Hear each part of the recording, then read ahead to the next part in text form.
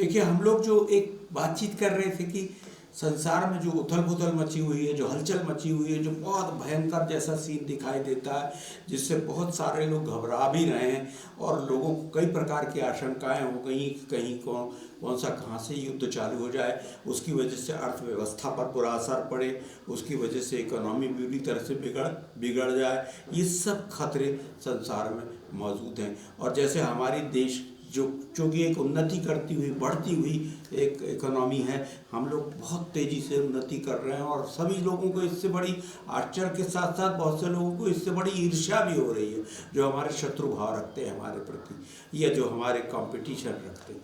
तो अब इसको कैसे हम समझें कि क्या ये बिल्कुल ठीक हो जाएगा या आगे चल के गड़बड़ी होगी। पहले तो मैं आपसे ये कहूँ कि सारे झंझावातों के बावजूद भारत की प्रगति को कोई अब रोक नहीं सकेगा। दूसरी बात, हम लोगों को छोटी मोटी हानियां तो होंगी, लेकिन बड़ी झंझट में हम लोग संभवतः नहीं फंसेंगे। और उसमें हमारी जो भी बुद्धिमत्ता, भारत देश की बुद्धिमत्ता है, जो कि हमारे सरकार में भी इस घड़ी में मौजूद है, हमारे आर्मी में, मिलिट्री में, हमारी एयरफोर्स में, नेवी में, इसमें भी मौजूद है। हमारे जो एक तरह का जो एडमिनिस्ट्रेशन है, जो अफसरशाही है और उसके नीचे भी सब लोग हैं, उनके पास भी एक तरह का युद्ध के समय में, इमरजेंसी के समय में काम करने का एक अच्छा माइंड है और वो लोग इस समस्याओं से अपने आप को, देश को बचा लेने में सफल होंगे। दो, कि अब मैं ये कह रहा हूँ कि जो ज्योतिष का जो पॉइंट है वो ये है कि गुरु चूंकि प्रश्न कुंडली के जो हम लोगों ने अभी बनाई हुई है, उस प्रश्न कुंडली को ही देख करके मैं बात कह रहा हूँ कि गुरु दशम भाव में जब तक स्थित रहेगा युद्ध नहीं होगा।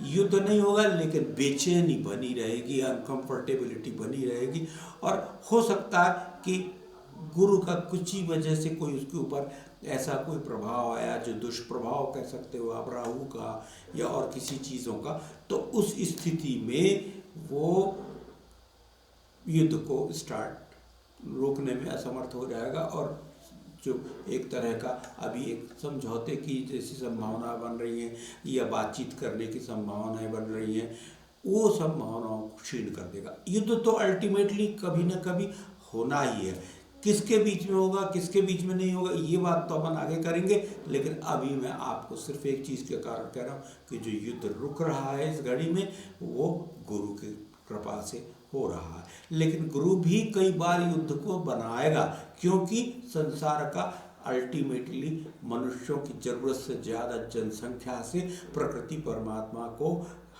सब चीज़ों को बचाना है, जीवों को, जंतुओं को, नदियों को, पहाड़ों को, खेतों को, खलिहानों को, और साथ में पूरी जो हरियाली है, पूरी जो प्राण तत्व है हमारे इस प्लेनेट में, इस जगह पे जहाँ पे पृथ्वी पे हम लोग बात कर रहे हैं, वहाँ जो जीव तत्व है, उस पूरे जीव तत्व की, प्राणी मात्र की रक्षा करना, और जो जिसको आप प्राणी नहीं मानते हो वो भी एक तरह से उसकी रक्षा करना।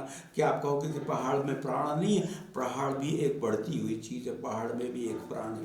जो निष्प्राण है आज, वो आपके शरीर में जाकर के प्राणवान हो जाता है। जब आप कोई चीज़ खाते हो तो अगर वो उस निष्प्राण से भी आ रही है, तब भी आपके शरीर में प्राण तत्व में शामिल हो जाती है। इस भांति से जो वनस्पति में आ रहा प्रकाश, जो पृथ्वी का तत्व आ रहा, ये सब जाकर के प्राणवान हो रहे हैं। तो मैं आपसे सबसे पहले ये निवेदन करूंगा कि आज की तारीख में रेमेडी क्या है, समस्या का हल क्या है।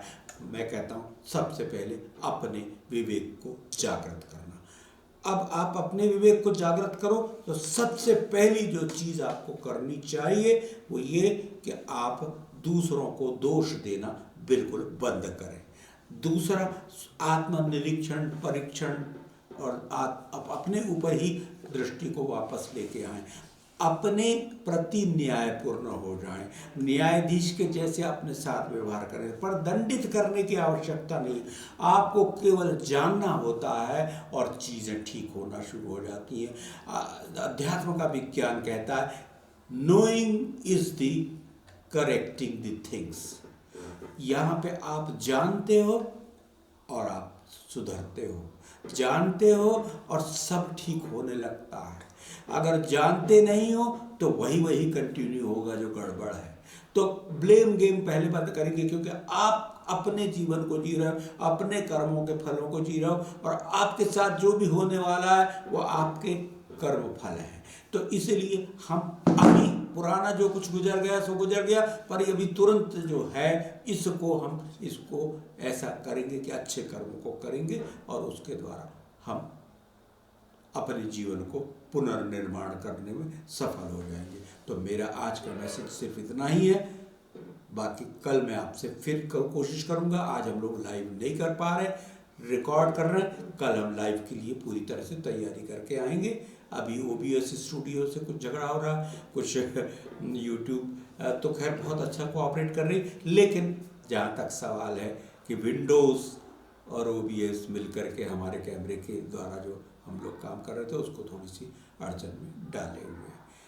उम्मीद करते हैं कि कल ये सब सुधर जाएगा और हम आपके सामने लाइव रूप से मौजूद रहेंगे और आपके कमेंट्स और आपके प्रश्नों के उत्तर भी अवश्य ही देंगे, बशर्ते कि आप लोग उपस्थित होकर के प्रश्न करें। धन्यवाद।